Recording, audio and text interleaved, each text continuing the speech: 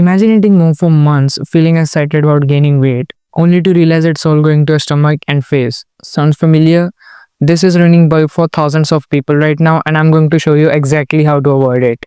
Everyone says you can't control where you build muscle, so why does fat always choose your belly first? What actually makes your body pick muscle over fat? Does eating more guarantee muscle growth, or is food quality the real factor? And is there a smart approach that builds the size without the bloat? In today's video, I have broken down the most common weight gain mistakes people make so you are not spending months eating your way into a shape you hate. Once you understand how this works, I'll walk you through a plan that's strategic, realistic, and puts weight exactly where you want it. So, what makes your body choose muscle over fat? When you eat in a surplus, your body faces a choice: build muscle or store fat. And here's the problem: most of the time, it picks wrong. Everyone says you can't control where you build muscle, so why does fat always choose your belly first? The answer is, when you start eating more, your body doesn't just magically decide to build muscle. It looks at the situation and asks three questions. 1. Do I have the building material to make muscle? 2. Do I have a reason to make muscle? 3. Can I even build muscle fast enough to use all these calories? And if the answer to any of those is no, it will choose to store fat every single time. That's why when most people bulk, they gain 10 pounds and only 2 of it is muscle. The other 8, pure fat. But you know what the interesting part is? Your body doesn't just store that fat randomly. Your belly has these things called alpha 2 receptors. Think of them like eager storage units that grab fat and refuse to let go. They are survival biology. For thousands of years, storing fat around your organs meant you'd survive the next famine. Your arms and chest, they have beta 2 receptors. These release fat easily but don't grab onto it the same way. So when your body decides to store fat, it takes the path of least resistance, straight to your belly. And to prove this, recent research tracked people eating massive surpluses. We are talking 1000 calories over maintenance. You know what happened? 60 to 70% of their weight gain was fat, not muscle. Their bodies looked at all those extra calories and said, "We can't build muscle this fast. Store it." But why? Why can't your body just build muscle faster when you eat more? Because eating more isn't the problem. It's where all those extra calories go. So, what actually makes your body pick muscle over fat? See, your muscles can only grow so fast, like there's an actual biological limit. Think about construction. You can't build a house in a day just by dumping more bricks on the site. You need time for concrete to dry, for frames to be secured, for each layer to be completed. Your muscles work the same way. When you eat in a surplus, muscle protein synthesis kicks in.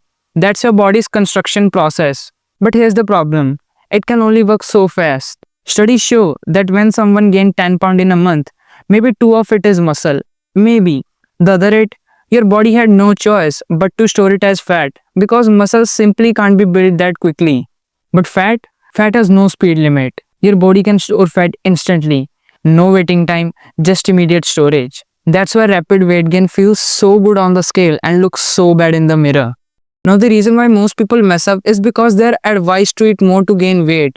So they think bigger surplus equal bigger gains. But researchers compare two groups. One group ate 1000 calories over maintenance. The other ate just 300 to 400 over. The results? Both groups built almost the same amount of muscle, but the big surplus group gained 3 to more times more fat. That's the trap. So, what makes your body choose muscle over fat? 3 things decide that. The building materials to make muscle, the training signal that tells your body if it needs to grow, and a surplus small enough that your body can actually keep up. Get all 3 right, your body has no choice but to build muscle. Miss even one, fat storage wins every single time. Let's start with the one most people screw up first. Does eating more guarantee muscle growth, or is food quality the real factor? The answer is, your body doesn't think in calories. It thinks in building materials. Imagine you're building a house. Someone drops off 10,000 bricks at your construction site. Great, right? But then you realize, where's the cement? Where are the steel beams? Where's the wiring? You can't build a house with just bricks. Your body faces the same problem. When you eat 3000 calories of pizza, burgers, and ice cream, your body says, okay, lots of energy here, but where's the stuff I need to actually build muscle? That stuff is protein. Your muscles are literally made of protein. Without it, those extra calories have nowhere to go except fat storage. And to make it simple, you need roughly 1.6 to 2.2 grams of protein per kg of your body weight every day. For a 60 kg person, that's about 96 to 132 grams of protein. But here's the catch. It's not just about hitting that number, but also about when you eat it. Studies found that spreading protein across 4 to 6 meals resulted in 25% more muscle growth compared to eating it all in 1 or 2 massive meals. Why? Because your body can only process so much protein at once. The rest just gets burned for energy, or you guessed it, stored as fat. So you're eating more, getting enough protein, spreading it throughout the day. You should be gaining healthy weight now, right? Not yet. Because there's one more thing that your body needs, and without it, even perfect nutrition gets stored as fat. And that brings us to, is there a smart approach that builds size without the bloat?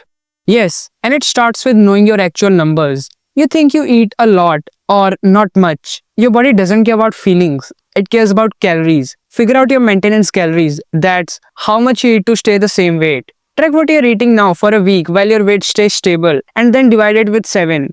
That average, that's maintenance. Or if you're lazy like me, just use an online calculator. And for this mythical small surplus, add 300 to 400 calories to that number.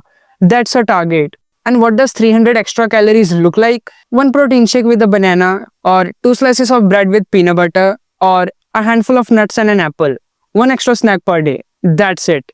And your body's muscle building machinery maxes out around 0.5 to 1 kilogram per month, unless you're a genetic freak. That's it. Anything beyond that is just, well, it's fat wearing a bulking face disguise. Now let's talk about structuring those calories without losing your mind.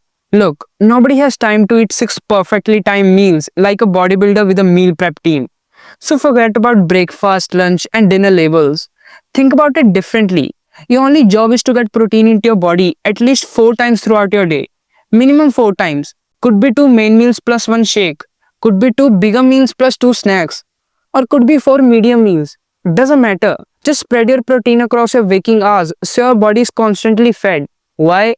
Because your body can only use about 25 to 40 grams of protein at a time for muscle building. Eat more than that in one sitting and most of it just gets wasted. But spread your protein target across 4 meals, your body actually uses it. Now, what you eat around your workouts, that's where timing actually matters.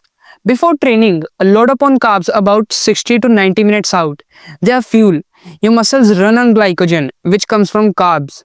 After training, hit protein and carbs together. Your muscles are screaming for nutrients right now. This is when they're most receptive to growth. And before bed, if you're hungry, have a slow digesting protein. It feeds your muscles overnight while you sleep. That's when the actual building happens. Now about training. You already know you need progressive overload and to hit each muscle twice per week. But what does that actually look like? Here's a simple 4-day approach. Day 1, push, chest, shoulders and triceps. Day 2, lower body, quads, hamstrings, glutes and calves. Day 3, rest or light activity. Day 4, pull, back and biceps. Day 5, lower body again. Hit legs from different angles, variations you didn't do on day 2. Day 6 and 7, rest. Let your body actually build. Now progressive overload. This is what actually makes you grow and it's dead simple. Every week, do slightly more than last week. Add 2.5 kilos to the bar. Do one more rep. Add one more set. Pick one and do it. For example, if you squatted 70 kilos for 8 reps last week, this week you do 72.5 for 8 or 70 for 9 or 70 for 8 but add another set. Let's talk about what ruins everything. Terrible sleep. Sleep like your gains depend on it because they literally do. 80% of your growth hormone get released during sleep. If you're sleeping 5 hours a night, you're basically telling your body, hey, don't bother building muscle. I'm clearly not serious about this whole transformation thing. Your body listens and it redirects those resources elsewhere. Studies found that just 1 week of 5-hour sleep decreased testosterone by 10 to 15%. Another study found that sleep restriction increased cortisol by 50%. That's muscle breakdown hormone, by the way. Translation: poor sleep makes you weaker, fatter, and more stressed. Not exactly the bulking trifecta you're aiming for. Your aim should be to sleep 7 to 9 hours every night, not just weekends. Your body doesn't care that you had a busy week. It cares whether you are giving it the conditions it needs to grow. Your recovery happens when you're unconscious. Miss that window and you're just spinning your wheels in the gym. Alright. How do you know if this is actually working or if you're just getting softer? Forget daily weights. Your body weight bounces around 1 kilogram daily from food, water, sodium, bathroom timing. One day means nothing. Instead, weight yourself once per week. Same day, same time. After bathroom, before breakfast, write it down. Measure your waist every Monday. Right at your belly button. Same spot, same tension. Write it down.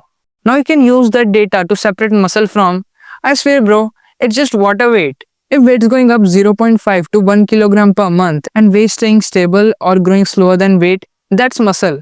You're doing it right. Keep going. But if weight's going up more than 2 kilogram per month or waist expanding faster than your weight, that's not bulk. That's a buffered membership. Cut 200 calories immediately. The scale tells you the weight. Your waist tells you the truth. Big difference. Take photos every 2 weeks. Same lighting, same time of the day, same pose. Front, side, back. I know it feels weird. Do it anyway. Your brain lies to you every single day in the mirror. It sees what it wants to see. But camera doesn't have an opinion. So when you line up your photos after 8 weeks and don't see any visible changes, something's wrong. Training intensity is too low, protein is off, or you're just not eating enough. Don't trust feelings. Trust data. One more thing before we wrap this up. Don't compare your reality to someone else's real highlight. Compare yourself to where you were 3 months ago. That's the only comparison that matters. Now go eat and subscribe.